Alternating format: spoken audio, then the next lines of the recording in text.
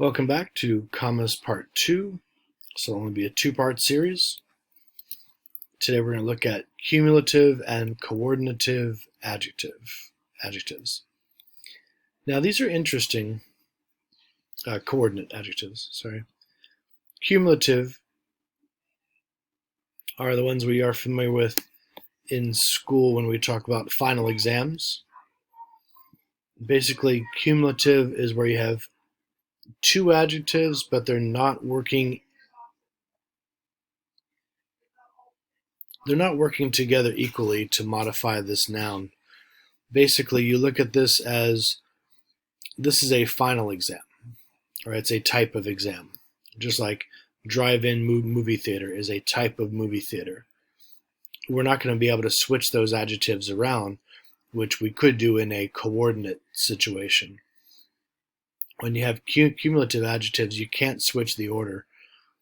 There is one adjective in front of another adjective that is really inextricably linked with what it's modifying. Cannot be moved around. We cannot have it as they took a final difficult exam. I mean, you could, but that means something slightly different. Or we are going to the drive-in old movie theater, right? Would not be grammatically correct. It wouldn't really make sense to a native speaker. So we see examples of cumulative adjectives here. I see a lot of these in nature and science. These are things which are linked, right? These cannot be separated because a sea breeze is a type of breeze, mountain breeze is a type of breeze. You could put an adjective before it, creating a cumulative adjective situation, a cold sea breeze, but we could not ever flip that, a sea cold breeze. Same with types of frost. See the same thing there.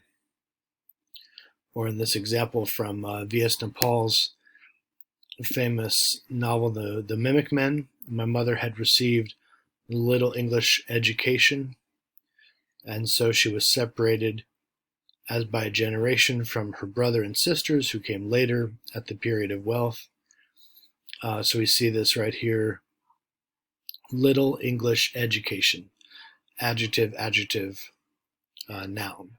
But again, these are cumulative. They will not ever be flipped because it wouldn't read well or really make sense to say she had received English little education. Clearly, right, in that case.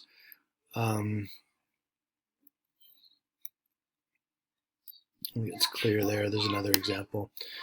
Coordinate adjectives are adjectives that both equally modify the noun, and because of that, we use a comma, showing that these adjectives are equal. They both equally modify and tell us something about the same noun. And because of that, we can put them in any order that you want. She played the beautiful, haunting melody is going to sound and be as grammatically as correct as saying she played the haunting, beautiful melody. Right? They both sound terrific because they're both grammatically correct. And there are various examples of those. Now, if you have a situation where you're not sure, and it really helps to have these two tests. It's called the and test and the order test. Now, the and test is where you're going to literally put the word and between the two adjectives, read the sentence, and see how it sounds.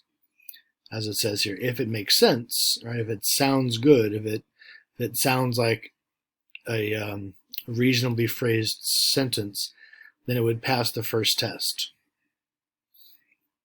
indicating that we need a comma. But we need to do both tests. The order test asks you to reverse the order of the adjectives, like we had like I just did on that on this page here, right? And you're reading it both ways. Does it sound good reversed? If it does, and it passes both tests, sounds good in both situations, that confirms you need a comma. that tells you you need a comma. And then there's some examples here. These are good to practice. And the last page here is about order of adjectives, just to kind of keep this in mind. Adjectives should be given in the following order: opinion first, then size, then age, then shape, then color, finally origin.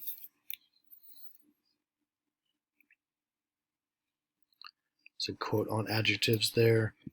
Let's take a look at restrictive and non-restrictive clauses. These are your who, which, and that clauses, or clauses that begin with these three words. The basic concept for all of this is actually real simple. You want to use a comma before information that is extra. In other words, if you need the information and it is essential and important to your understanding and comprehension of the sentence, don't use a comma. If you're using a who, which, or that clause to provide extra information that is important and interesting, but perhaps not completely essential, it's more descriptive or maybe even tangential, right? Use a comma. All right, that's the basic rule on this. So let's get into the specifics of it here. The who clause is the only one that's actually a little complex, because who can be used either way. It can be used to introduce a restrictive clause or a non-restrictive clause, and that is either one that uses a comma or does not use a comma. Sounds confusing, but let's look at the examples. And if you look at multiple examples, it becomes clearer each time. But let's take a look at these first here. So examples of a non-restrictive who clause, or one where we're going to use a comma because it gives us non-essential information. You can basically just equate non-restrictive with non-essential. Wally Lamb, who wrote a novel recommended by Oprah's book club, saw his book become a bestseller. And you want to do a test on this. There's one real simple, easy test, and it'll let you know whether or not you put commas around this clause. Can you cross it out? Can you take it out? And then read the sentence. So let's do that in this case here. Wally Lamb saw his book become a bestseller. Actually, yeah, you can totally cut that out. I mean, you're adding additional information that's very interesting, but I mean, the sentence itself is here. Wally Lamb, that's our subject, saw his book. That's our SVO. And then we have, we have just this clause here, but we don't really need any of that information. It's not essential. If we look at this other clause, we're going to see something a little different here. Let's find a place to put that. Okay. Okay. So many people who watched Oprah have bought the books her book club recommended. So let's go ahead and do that same thing there. Let's take out the who clause. Just cross it out in your mind or with a piece of paper, a pen, or something. And let's read it without that. Many people have bought the books her book club recommended. I have so many questions. Who is her? And I guess that's the only question. But still, that's not a good thing, right? If you read it without it, we have this unclear pronoun. So we have a clear grammatical error if we take this out. You can't take it out. It needs to be there. With this, it limits many people, so we understand that we're talking about people who watched Oprah, and we know who the her is. So it does those two things. It is also, for those reasons, essential, and we do not put commas around it. This other one, because we can hypothetically cross it out of the sentence, having no, real grammatical impact on the sentence, you need to put commas around it. So those are the two ways in which who is used. Who can be used to introduce non-essential information, in which case you put commas around the who clause. Or who can be used to provide essential, really important information, in which case you don't put a comma. The other ones are a bit easier, but this is a good example. We see both at the same time in this little sentence here by Viktor Frankl.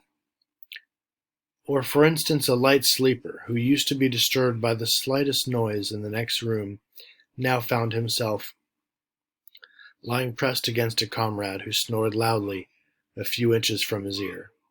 So we see correct punctuation of the who clauses in the same sentence. Is using who two different ways. Go ahead and see if you can figure out why he does it that way. And this is a good one to keep in mind, right? If you have questions about this, always good to go back to this. People who live in glass houses should not throw stones. People, if we take this out, people should not throw stones, right? It doesn't quite have the same effect or meaning. And the last one here is the which clause, right? And which is always to be used, which and that.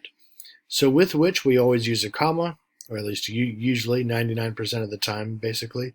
And that never requires a comma. And the reason is because which clauses usually introduce non-essential information or extra things. So you want to use a comma before which most of the time if you're using it, the way it's really meant to be used. That, on the other hand, is used to introduce essential, important information. For that reason, do not use a comma. And we have an example here of the use of which, the use of that, both from Viktor Frankl's Man's Search for Meaning. They spoke in every possible European tongue, and all with a certain amount of humor, which sounded grotesque under the circumstances. Or the example of the that clause, or the restrictive. We too clung to shreds of hope and believed to the last moment that it would not be so bad. And it basically sums it up here. For people, use who. For things, use which. For groups and things, use that. It's an extra bit of clarification there. Appositive phrases are phrases that rename a noun. These come after a noun. You will see a comma, usually like one word or maybe a short phrase, as we see in this example here. Another comma that completes the appositive phrase and continues the sentence. So as you'll see in an appositive phrase, we have like in this case, example here, we have a definite article, the, insect is the subject. We have our appositive phrase separated off by commas. And then we have our verb, is. The insect is crawling. So we have our S, V, is going to be two verbs actually across that prepositional phrase is going to end up being the object there. But either way, we have a short phrase here coming after the noun. This is separated by commas. Its purpose is to rename or give more information about the noun. And that's what an appositive phrase does. My uncle, a family doctor. Maxine Waters, a California congresswoman. If you flip it, though, and put the appositive phrase before the noun, you actually do not need a comma in that case. We see some examples there. When you have quotations, or you're going to quote something, or for example use an integrated quotation, always use a comma. Use commas with titles, dates, like for example after the day of the month, addresses, and commas to avoid confusion. Please check that out on your own. It goes over basically other reasons that you might want to add a comma. That's it for commas part 2. Thank you.